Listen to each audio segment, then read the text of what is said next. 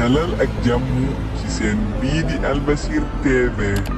ñi ngi lay ñaan nga abonné ci seen bi te partage vidéo bi. nag jàmm ci seen bii di Albasir TV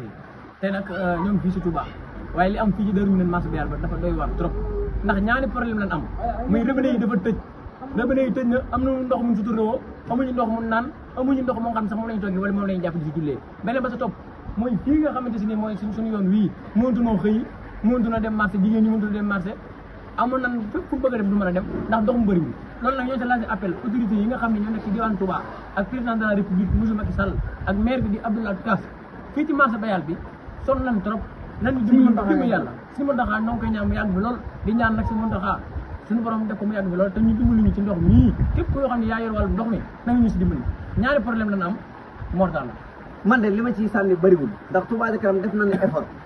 ndax ba ñu yëgee nii indoone nan dañ leen a woo direct Abdou Fatah bi ma ko wooyee mu jox ma directeur Cheikh mi yor wala social ndox mi bi ma ko waxee mu ne fii bu amoon canal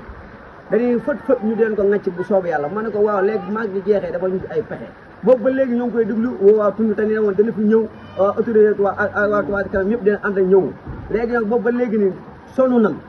jaaxle nan suñu mairie ci kaw terrasse nañu toggee boobu ba léegi dañuy xuuc ci ndox mi guddi ak bëccëg loolu wax dëgg yàlla doy na war ba noppi encore ndox mu nan sax amuñu ko ndox mu neex sa ndox boobu woon jëm sa amoo ko ñoo ngi sonn nan loolu léegi est-ce que mën na xam ne ci marché Bayal bi nii ay woyoo fi ne ay bandi agressé dañ fiy def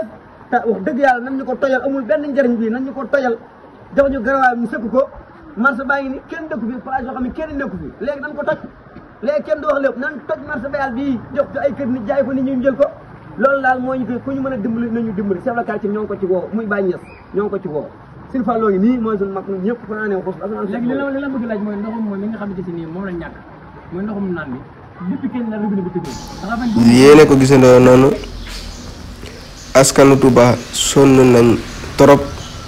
ñi ngi sàkku ndimbal ci autorité bi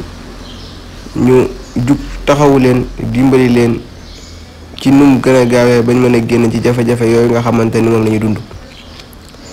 ku gis ni ñu waxee nga xam ne ñii sonn nañ robinet yu tëj boole ceeg ngay xuus ci ndox ci inondation teg ca seen néegi sax boo ko xoolee ni mel waaye itam teg ca mairie yi toggee ci kaw terrasse yi ak yu mel noonu ba amatuñ foo xamante fa ñu toggee chaque jour dëkk di xuus boole kaag métti du tar ñu ngi sàkku daal ci autorité ci Touba Ca Kanam